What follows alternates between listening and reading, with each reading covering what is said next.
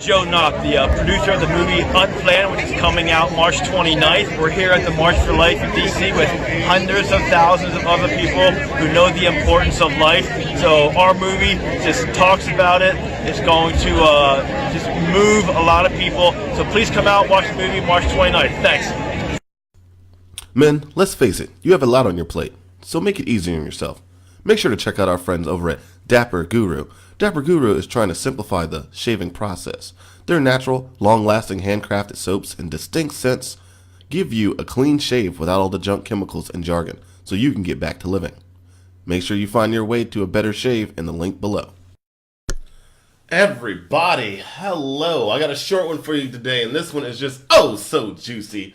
But before we get into that, as usual, it's your boy, Ernest Stewart, a.k.a. True Windigo, and this is Political Blackout. Guys, okay, so this is just a juicy tidbit, juicy tidbit, because it is rare that someone on the left literally gives the full 100% truth. And we have today just one of the most delectable examples of just full-on leftist truth, just unedited for the world to see. Now, there's some parts that actually concern me about this. However, at the very least, it is true. But again, like I said in the in the description, it's something that we also already knew.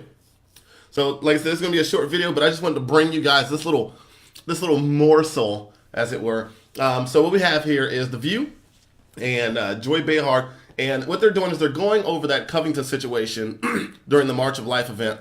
And this is, of course, after all the truth about what has really transpired during that day has come out. So now they are recollecting, or they're kind of going back and looking at themselves, and they're looking at the media as a whole and trying to figure out exactly how something like this became so pervasive and just kind of, became this widespread, got this widespread national attention. So I'm gonna play this. I'm gonna play part of this clip, and you're gonna find some solid truth in here. Something we already knew, but it's glad to hear in a minute. All right, check this out. So the school kids were blamed for being the aggressors, but then the extended footage was released that showed a group of black Israelites mocking the kids and the Native American. Take a look. We are here to tell you what you have to do. You have to come away from the Lord. You have to come away from your religions, philosophies, and doctrines and start worshiping the true and living power, which his name is Yahweh. That's who's the most high God. That's right. Pompous bastards over there wearing Make America Great. That's right. Little Billy. Little corny ass Billy in there. Why are you not angry at them? So many people admitted they made snap judgments before these other facts came in. But is it that we just instantly say that's what it is based on what we see in that moment, and then have to walk stuff back when it turns out we're wrong? Why is that? Do we keep making the same mistake? All right, so Whoopi actually asked here, just such an astute observation. It's a great question. It is a great question. Why do we keep falling for this? So first of all, she does point to that there is a habit of actually falling for stuff like this immediately. So at the outset, she's at least being honest that, yes, this does happen, and why do we keep falling for it? Now, Joy's answer is where this just gets amazing. I'm going to play that. Because we're desperate to get Trump out of office. That's why. Not everybody, though. All right. I know you guys heard that. I'm going to go back. We're going to play it again. The reason, we're just going to skip back a little bit. Let's skip back a little bit. So good. Because we're desperate to get Trump out of office. Do we keep making the same mistake?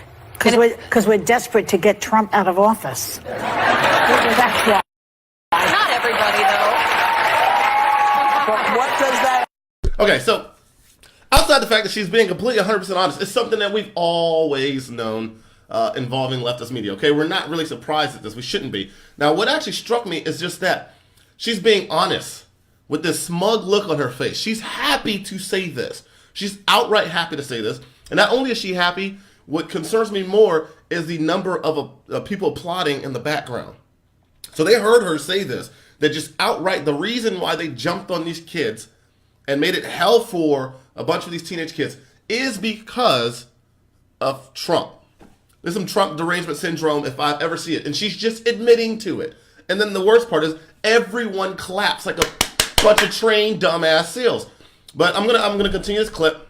I don't want to make it too long because I can go in for days for this one. But she also talks about a little bit about the media too. So I'm gonna go back a little bit more. After you're gonna get that smug look again, and because everyone's worried about smug looks now. So we're gonna get the smug look again, and I'm gonna let the clip play out until I stop, probably near the end there. But what does that have to do? I think that's the reason. I think the press jumps the gun a lot because we have so much circumstantial evidence against this guy that we basically are hoping that, Cohen's got the goods and what have you. And so it's wishful thinking. Right, but let's talk about the kids in this particular All right. confrontation, you since also that's the question at hand. All right, so you notice that this was a question about why we just as a whole became sheeple and jumped on these kids. And the response was Trump.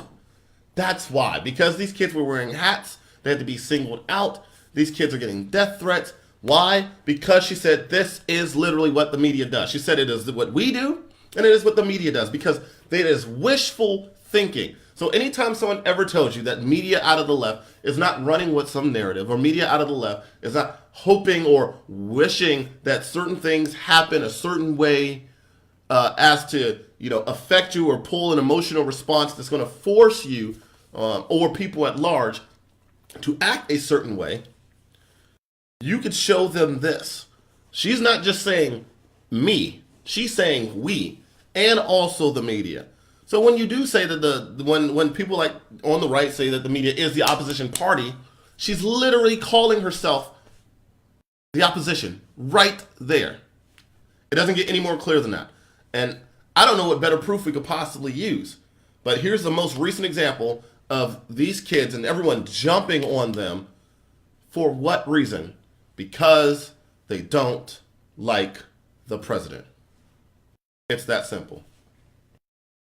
We could go on this for days, guys, but I got stuff to do. Again, it's your boy, Ernest Stewart, a.k.a. True Wendigo. Just wanted to come at you with something real quick, something real juicy, something we already knew, but it's glad to see that they finally admit it. But make sure you like, make sure you favorite, make sure you subscribe, and I'll catch you cool cats later. Deuces.